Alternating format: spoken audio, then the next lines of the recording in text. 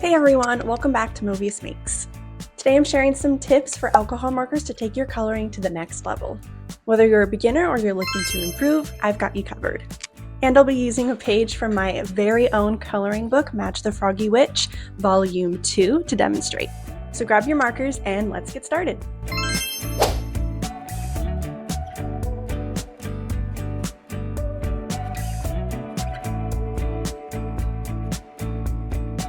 Before we even start coloring, the materials that you use will make a huge difference. If you've ever struggled with streaky coloring, bleeding ink, or colors that just won't blend, chances are it's not just your technique, it could be the markers or the paper that you're using. Let's start with alcohol markers. These markers are loved by artists because they blend beautifully, layer smoothly, and dry quickly. They're very different from water markers, which tend to be streaky and don't blend as well. Here are some of the best options out there, starting with Copic markers. These are considered the gold standard for alcohol markers. They have a brush nib that makes blending super smooth, and they're refillable, but they are on the expensive side. Ohuhu markers, if that's how you pronounce it, that is what I use. If you're looking for a budget-friendly alternative with great quality, Ohuhu markers are fantastic. They have the brush tip and the bullet tip version, and they blend really well for the price. I have both the brush tip, the fine tip, and the chisel tip. Prismacolor markers, another high quality option, great for smooth blending. They're a little more affordable than Copics, but they aren't refillable. Artix, CalaArt, and Shuttle Art. These are the more budget-friendly options for beginners. They don't blend quite as smoothly though. They do work well if you're just starting out. The first markers I ever bought were actually super affordable. They were these markers I just found at TJ Maxx. And they did work very well for the most part, but the color selection was a little awful and they didn't blend very well. But for a first option, it was actually pretty great. I also want to mention that with any markers, it is incredibly essential and helpful to make sure that you use all of your markers and make yourself a color palette. The lids of the colors can be a little bit deceiving on how bright or dark the colors are. The Ohuhu markers come with their own color swatches. Now let's talk paper. Paper is just as important as the markers because alcohol markers bleed through thin paper like crazy. If you've ever had your colors seep through to the back of your page or even ruin your table, it's probably because your paper isn't thick enough. Here are the best types of paper for alcohol markers, starting with marker paper. It's smooth, bleed resistant, and keeps the ink vibrant. Mixed media paper, a great all-purpose option if you want to use different types of art supplies together. Cardstock. This is a favorite among colorists. It's thick enough to prevent bleeding, but still smooth for blending. My coloring books are made with 110-pound cardstock paper. Regular printer paper? Nope, avoid it. It's too thin and absorbs ink too fast, making blending harder. Once you have the right materials, your coloring experience is already going to be 10 times better. Now let's get into the actual techniques. Blending. If you've ever wondered how artists get that seamless gradient effect in their work, or why your blending sometimes looks patchy or uneven, this section is for you. Alcohol markers are amazing for blending because the ink stays wet long enough to mix together before drying. But if you don't use the right techniques, you can end up with harsh lines, streaks, or colors that just don't transition well. So let's break down the 3 best blending techniques and how to use them. First technique is the light to dark method, which is probably the easiest and most effective way to blend. Here's how it works. Start with your lightest shade and lay down a smooth base layer. Next, take your medium shade and apply it where you want the shadows to be. But don't just leave it there. Go back in with the lightest color and go over the edge of the medium shade to blend it together. Finally, if you want extra depth, take the darkest shade and add it to the very edges of the shadowed areas, then blend it out with the medium tone. See how that looks? The key here is to layer slowly instead of jumping straight from light to dark. The next trick is how you apply your strokes. A lot of people automatically color in a back and forth motion, me being one of them. But this can leave streaks and uneven layers. Instead, try using small circular motions as you color. Why does this work better? Well, it spreads the ink more evenly so you don't get harsh edges, it keeps the color wet longer, allowing it to blend more smoothly, and it helps you build up soft transitions between different shades. Look at the difference. The first one has visible streaks, while the second one looks way more natural. Now, let's talk about one of the most misunderstood tools, the colorless blender. A lot of people think the colorless blender is an eraser, but that's not really how it works. Instead, it's actually a tool to help soften edges and push color around. Here's how to use it. If your colors aren't blending smoothly, use the colorless blender to gently go over the edges and lighten the transition. You can also use it to fix small mistakes by pushing the excess color back inside the lines. To recap, use the light to dark method for smooth transitions, apply circular strokes to avoid streaks, and use the colorless blender to soften edges and fix mistakes. Mastering blending takes practice, but once you get the hang of it, your coloring will look so much more professional. Adding depth and shadows. Now that we've mastered blending, let's talk about depth and shading to really make your artwork pop. If your coloring looks flat, it might be because you're not adding enough shadows and contrast. A good rule to follow is to imagine where the light source is coming from. This will help you figure out where to put your darker colors to create dimension. Imagine a lamp shining on your artwork.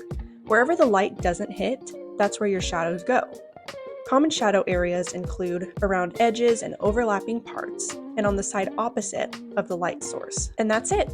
Adding shadows and depth makes your artwork look more professional and dynamic. Just remember, place shadows opposite the light source and layer gradually to build depth. The more you practice, the more confident you'll feel with shading. Alright, let's talk about mistakes. All make them even experienced colorists, but the good news is most of these mistakes are fixable if you know a few tricks. Here are some major problems that people face with alcohol markers: bleeding outside of the lines, choosing the wrong color, or making mistakes. Here's how to fix them. Bleeding outside the lines. This one is so annoying. Why does this happen? Alcohol markers spread out on paper, so if you color too close to the edge, the ink can seep over. You might be applying too many layers, causing the paper to get oversaturated. The paper you're using might be too thin, which allows the ink to spread too easily. Here's how to fix it. Stay slightly inside the lines. Since alcohol ink spreads, give yourself a little buffer space around the edges. Use a colorless blender to push the ink back. A lot of people don't know this, but if you take a colorless blender marker, you can gently push the excess ink back inside the lines. It won't erase everything, but it can help soften mistakes. Be patient between layers. If you go over the same area too many times, too quickly, the paper will get too wet and it will start bleeding. Okay, have you ever colored something in and then immediately regretted your color choice? Me too. Maybe you got distracted and accidentally scribbled the wrong color somewhere?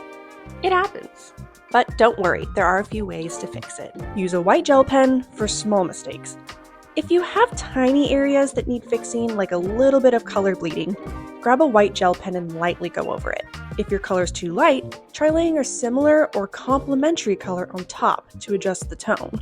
This works best with shades that are close together. For bigger mistakes, get creative. If you colored a section the wrong shade and you don't want to start over, turn it into a pattern, a texture, or even an intentional design element. See, mistakes aren't the end of the world, they're just opportunities to get creative. Finishing touches and special effects. Alright, we've covered blending, shading, and avoiding mistakes, but now it's time for the final step. This is where your artwork really comes to life. These little details make a huge difference, turning a good piece into something that looks polished and professional. One of the easiest ways to make your coloring pop is by adding highlights. Using a white gel pen, they're perfect for adding shiny reflections, sparkles, and fine details. That is my personal favorite, and I use the Jelly Roll from Japan. If you want your coloring to look even more dynamic, try adding textures and patterns to your artwork. This is one of my favorite techniques. Instead of just coloring everything smoothly, you can use different techniques to create interesting surfaces. Here are some texture techniques. Cross-hatching and stippling. This is great for giving things a rough textured look, like fur or fabric. I personally use stippling a lot. It is one of my favorite techniques.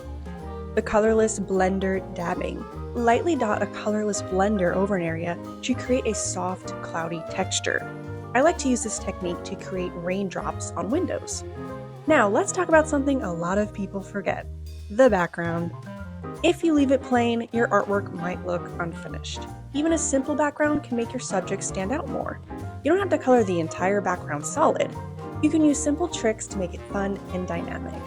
Use 2 or 3 soft colors and blend them together for a dreamy effect. I do this a lot when the scene is outside and I want to create a sunset or a sunrise in the background. Use a lighter color around your subject to make them appear glowing or illuminated. And there you have it, your artwork is complete. Here's what we did in this final stage. We added highlights with white gel pens, we used texture and patterns to create realistic effects, and we enhanced the background to make the whole piece stand out. The final touches are what takes your artwork from good to amazing, and they make a huge difference in how polished your coloring looks. Don't be afraid to experiment and make it your own. And that's a wrap on today's tutorial. I hope you enjoyed learning these techniques on how to color like a pro using alcohol markers.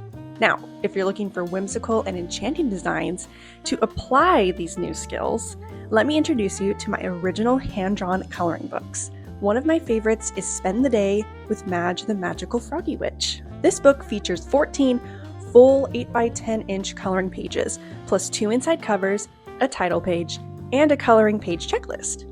Each illustration follows Madge through her charming daily adventures, offering a delightful escape into her magical world.